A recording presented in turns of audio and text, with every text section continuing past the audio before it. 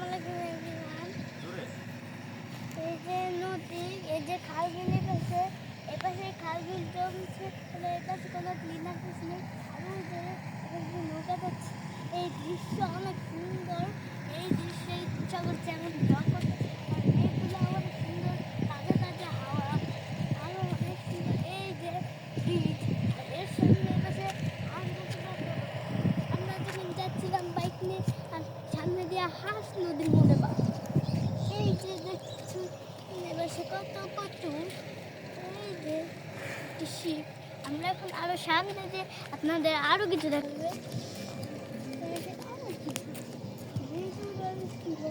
সামনে একটু কাজ করছে, বর্ষাকালে যদি না পানি একটু বেশি হয়, আর মাটিগুলো আরো উঁচা করছে।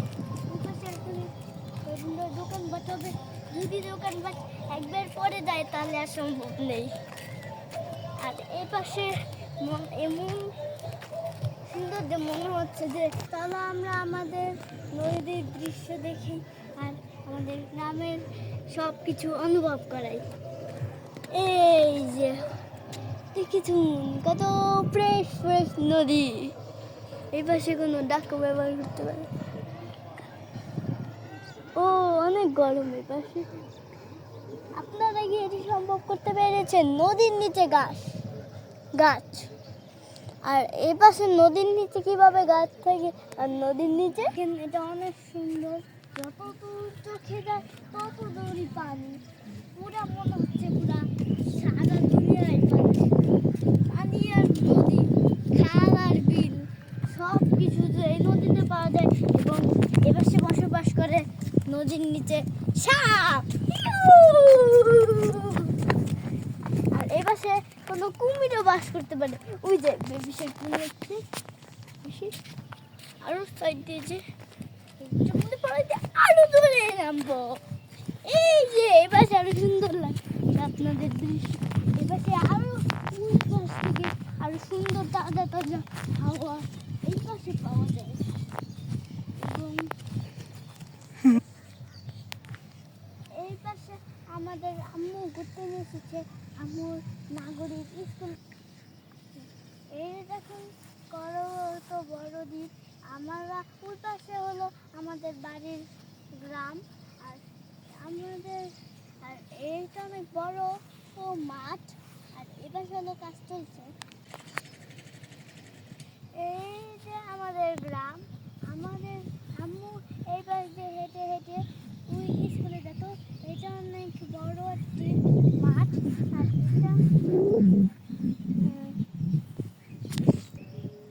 এপাশ দিয়েও নদী, এপাশ দিয়েও নদী। চলেন আমরা মাঝখান দিয়ে হেঁটে হেঁটে আপনাদেরকেও নিয়ে যাই।